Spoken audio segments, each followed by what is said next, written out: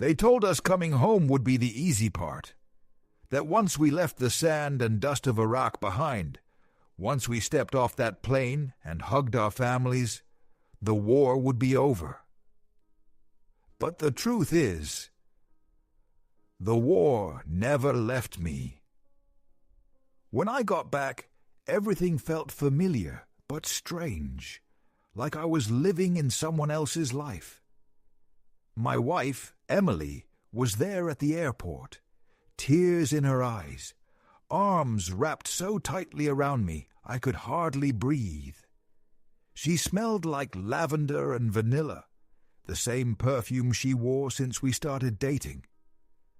For a moment, I let myself believe it, that I was home, safe, whole again. We drove back to our house, the same 2-story place we'd bought right before my deployment. The lawn was neatly trimmed, the flower beds taken care of. She'd kept it up, just like she promised. Inside, the house smelled clean, too clean, like lemon disinfectant and candles burning to cover something else up. Maybe it was nothing. Maybe it was just me. The first few days were a blur of family visits, barbecues, and neighbors stopping by to shake my hand, to thank me for my service. I smiled, nodded, said all the right words. But behind the smiles, my chest was heavy. It felt like I was watching life from behind glass, like I wasn't really there. At night, I couldn't sleep. I'd lie awake, listening to the hum of the refrigerator, the faint ticking of the clock in the hallway. Every sound felt amplified. Every creak of the house felt like footsteps. Sometimes I'd sit up in bed, convinced I heard the stairs groan, like someone was walking down them. Emily slept beside me, breathing slow and even. But I couldn't shake the feeling that something was off. One night, maybe a week after I got back, I came downstairs for water. The kitchen light was off, but the back door was unlocked. I froze.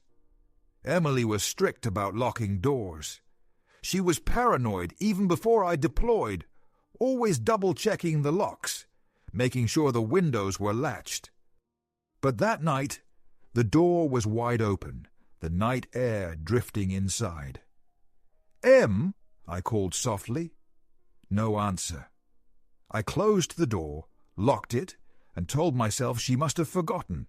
Simple mistake. Except I found an empty glass on the counter. 2 glasses, actually. Mine was still upstairs from earlier. When I asked Emily about it the next morning, she shrugged it off. "I probably left it there. You're just not used to the little things anymore." She kissed my cheek and smiled, but her eyes flickered away from mine. I wanted to believe her. God, I wanted to. The weeks passed, and I tried to settle back in. I started running again, tried to get my body back into a rhythm. I helped with the yard work, fixed the loose railing on the porch. On the outside, everything looked normal. But inside me, it was chaos. Every time I walked into a room, I swore I smelled something unfamiliar. Not perfume, not food. A scent I couldn't place like cheap cologne, like cigarettes we never smoked. Once, when I hugged Emily, I caught a whiff of it clinging to her hair. My chest tightened. Who the hell had been in my house? The paranoia built slowly. I started checking things. The cushions on the couch, the laundry basket, the garage. I even checked the mileage on her car when she went to the store. None of it proved anything, but my gut screamed at me that something wasn't right. Emily noticed. She always noticed. "What's going on with you?" she asked one night, when I barely touched my dinner. "Nothing." "Bullshit! You've been jumpy since you got home. You barely sleep. You snap at me over nothing. You think I don't see it?" I pushed my plate away. "I just need time. That's all." She reached across the table, touched my hand. "I'm here. Whatever's in your head, you don't have to carry it alone." I wanted to believe her. I really did. But when I looked into her eyes, all I could think was, "You're hiding something." One night, maybe 2 months after I got home, I woke up around 2 a.m. The bed beside me was empty. My heart pounded. I crept to the top of the stairs and listened. There it was, a faint murmur, like voices coming from the kitchen. I gripped the railing so hard my knuckles turned white. Was she down there with someone? In my house? I forced myself to go downstairs. The kitchen light was on, but when I turned the corner, it was just Emily sitting at the table, whispering into her phone. She jumped when she saw me. "Jesus, you scared me," she said, pressing the phone to her chest. "Who are you talking to?" She hesitated just for a second. "My mom. I couldn't sleep." "At 2 a.m.? My gut twisted, but she handed me the phone, and sure enough, it was her mom on the other end, groggy, annoyed. "Yes, it's me. Can I go back to sleep now?" I hung up and gave it back. Emily looked at me with hurt in her eyes. "You don't trust me, do you?" I wanted to say yes. I wanted to wrap her in my arms and let it go, but I couldn't. The doubt had sunk its claws too deep. That was the beginning, the start of the whispers in my head, the start of every little thing feeling like proof, even when it wasn't. The war had ended. But in my house, in my marriage, in my own mind, another war had just begun. Sleep stopped coming naturally. At first, I told myself it was jet lag. My body was still wired to desert time, to the endless nights where every sound meant danger. But weeks passed, and my nights only got worse. Every time I closed my eyes, I felt it. The house shifting around me, the walls breathing, the faintest creak of the stairs, like weight pressing down one careful step at a time. And the whispers. God, the whispers. I'd wake to the sound of a low murmur drifting up from the kitchen, soft enough that I couldn't make out the words, but loud enough to know it wasn't the refrigerator or the pipes or the wind. Sometimes it was steady, like a conversation. Other times it rose and fell, almost frantic. But every time I went downstairs, every single time it was gone. Emily would be in bed, asleep. Or at least she looked asleep, her chest rising and falling, her face peaceful in the dim glow of the lamp. I'd stand there in the doorway, staring at her, wondering, is she faking? One night, I couldn't take it anymore. I grabbed the old hunting knife my dad gave me years ago, the one I used to keep in my footlocker.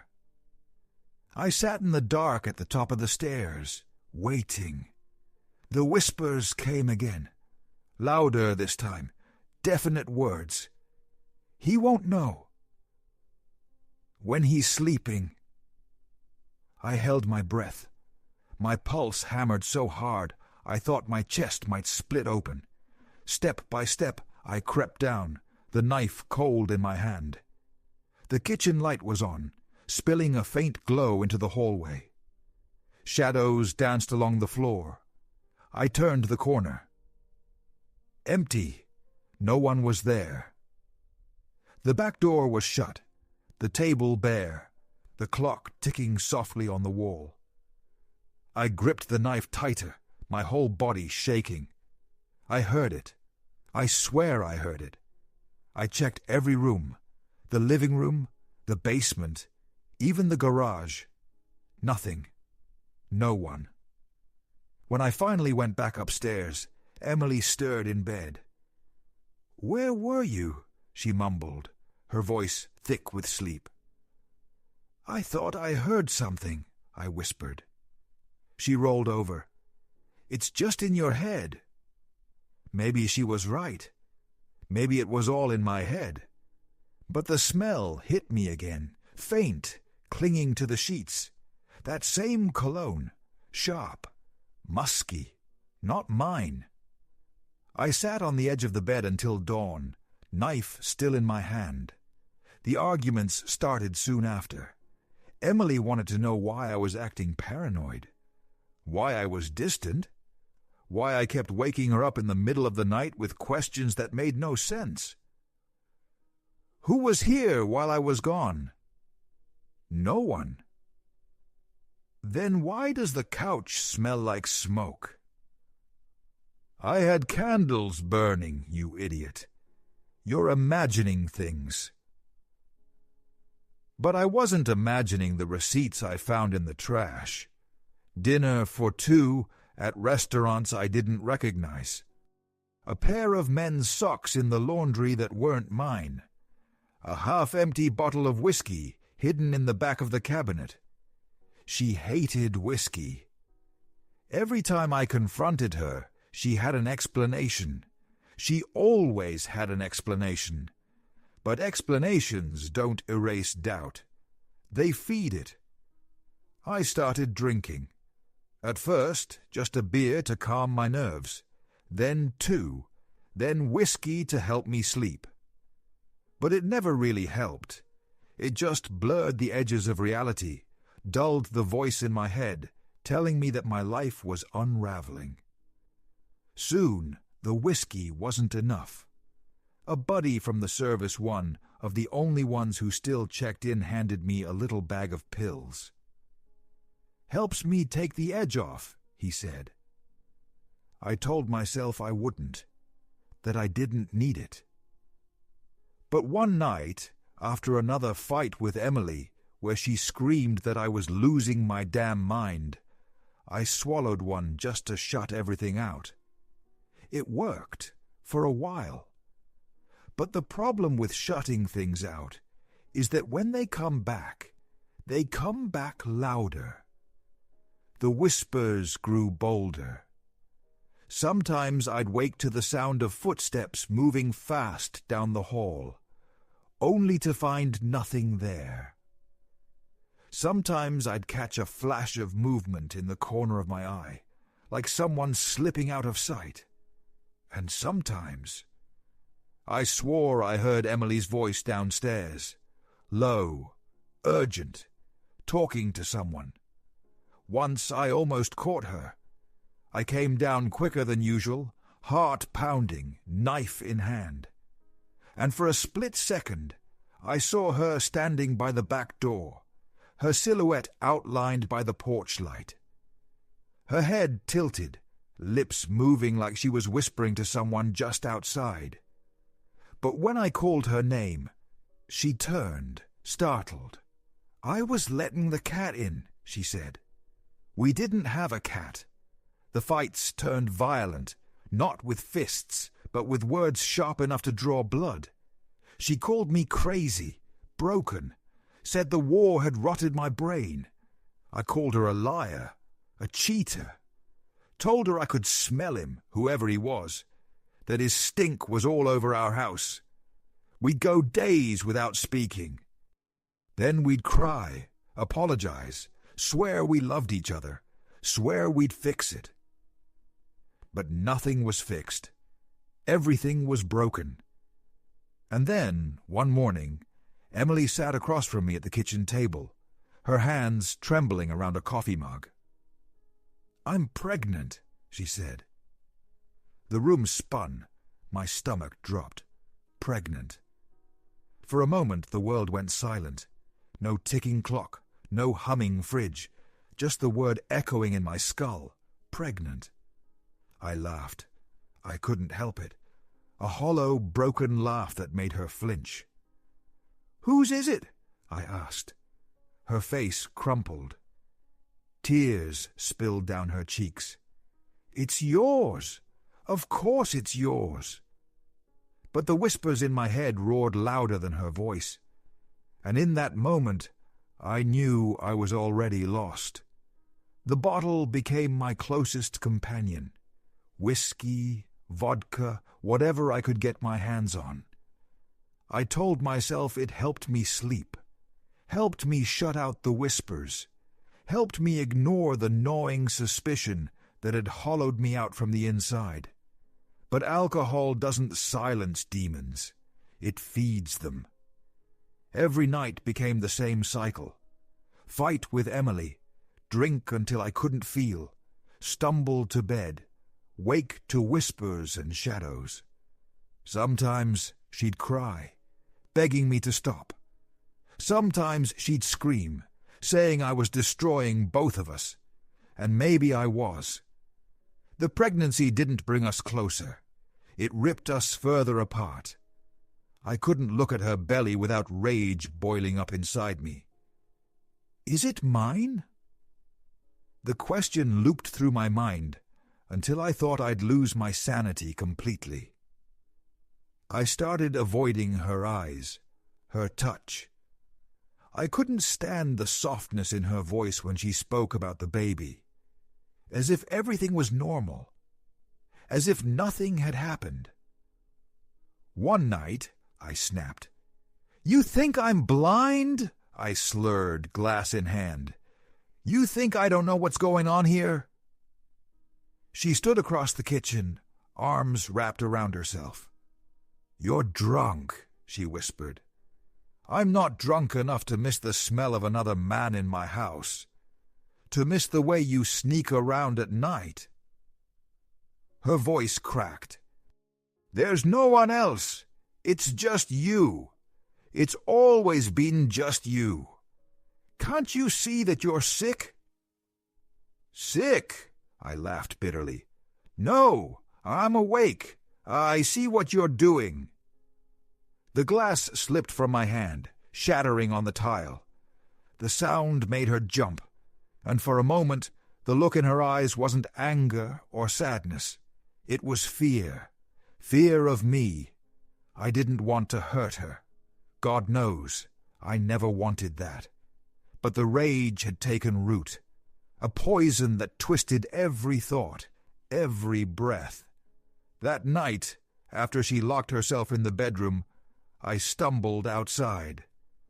The cold air hit my face, but it didn't clear my head. The world tilted, blurry and cruel. I got into the car.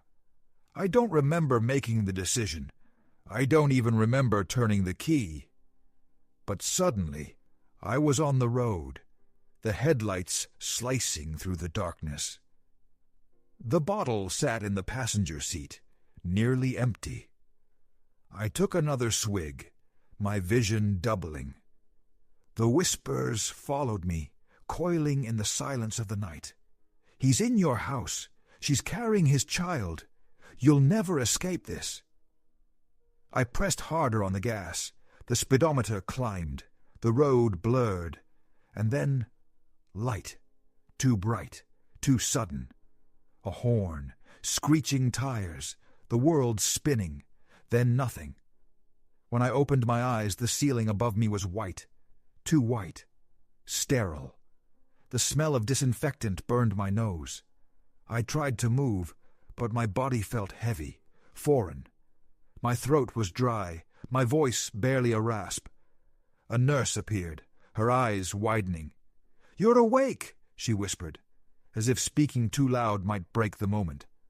Awake. But how long had I been gone?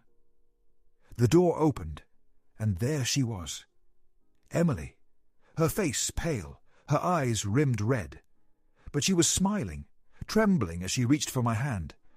And then, beside her, a boy, small, fragile, with eyes so bright they almost hurt to look at.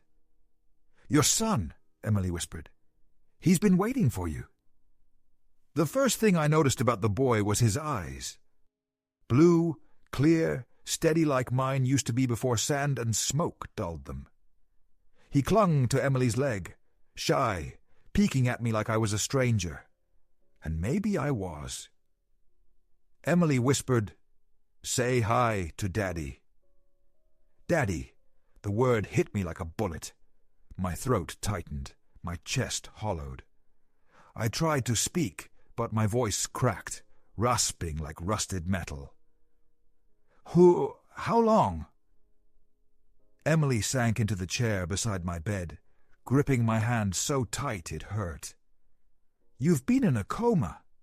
18 months. The accident, it almost killed you." 18 months. A year and a half stolen, swallowed whole. A doctor came in later, files tucked under his arm, glasses sliding down his nose. He spoke slowly, carefully, as if each word might shatter me. "You sustained a traumatic brain injury from the crash. The swelling put you in a coma. But there's more. From what your wife has told us, and from your behavior before the accident, we believe you are suffering from untreated PTSD. War does things to the mind. It warps memories, bends reality. The paranoia, the suspicions of infidelity, those were symptoms, not truths." His words didn't land right. My chest felt tight, my ears ringing. "You're saying I imagined it?" Emily's eyes welled. "You thought I was sneaking around, that there was someone else. But love? It was never true. You were hurting, and I didn't know how to reach you." Then the doctor handed me a thin envelope. "Your wife wanted this ready for when you woke up." Inside was a sheet of paper, cold, clinical, paternity test result, 99. 99 probability of biological relationship, my name, the boy's name, a line connecting us. I stared until the letters blurred. A piece of paper shouldn't be able to break a man, but I felt something inside me crack. Relief, shame, grief, all tangled in a knot I couldn't undo. That night, I lay awake in the hospital bed, staring at the ceiling. Emily slept curled in the chair. The boy sprawled in her lap. His tiny chest rose and fell in rhythm with hers. They looked peaceful, whole. And me? I felt like a ghost haunting my own life. Recovery wasn't just physical. It was mental, emotional, spiritual. Every day the therapists forced my body through movements I didn't want to make. Every night my mind forced me through memories I didn't want to relive. Emily was always there, sometimes silent, sometimes trying to smile. The boy, my son, sat on the floor playing with toy trucks, making engine noises, occasionally glancing up like he wasn't sure if I was real. I wanted to reach out, to call him son, without hesitation, but the words stuck in my throat. The hardest part wasn't learning to walk again. It was learning to believe what they all said, that my nightmares weren't real, that the whispers in the dark, the imagined footsteps, the phantom smells of cologne in my house had only lived inside my broken head. They let me go home after 2 months. Home. That word felt strange. The house looked the same, but carried a weight. I remembered nights of suspicion, of pacing the halls drunk, convinced someone was downstairs with Emily. Now I stood there sober, fragile. My son tugging at my sleeve, asking, "Daddy, can I show you my room?" I nodded, following him. Inside, the room was full of life posters, toys, drawings taped to the wall. He pointed at a stick-figure family, a tall man, a woman, and a little boy holding their hands. "That's us," he said proudly. He smiled, but inside my chest, guilt gnawed at me. For nearly a year, I'd hated shadows. I'd accused Emily of betrayals that never happened. I had drowned in poison, and this boy, my boy, was the proof I had been wrong. Still, at night, the house whispered. My brain invented echoes. I smelled smoke, sweat, foreign soap. Ghosts, my ghosts. The doctors had warned me. PTSD will claw at you. Alcohol will call you back. One night, I found myself standing in front of the cabinet. Emily had cleared the liquor out long ago, but I knew where I'd hidden a bottle, dusty, forgotten. I unscrewed the cap. The scent hit me like an old friend, like a promise to quiet the voices in my head. But then I heard a sound. Not a hallucination, not a ghost, a giggle. My son's laugh, drifting down the hallway as Emily tucked him into bed. I closed the bottle. My hands shook. I put it back. That night, I sat on the floor outside his room, listening to his breathing through the door. It anchored me, saved me. Therapy became part of life. Twice a week I sat with a doctor, peeling back layers of memory. We talked about Iraq, about the firefights, the screaming, the way the sand always smelled faintly of blood. But mostly, we talked about coming home. "Why do you think you were so certain your wife was unfaithful?" the therapist asked. "Because it felt real," I answered. The smells, the sounds, the fear. It wasn't a thought. It was proof. But it wasn't proof. It was your brain replaying the war in different clothes.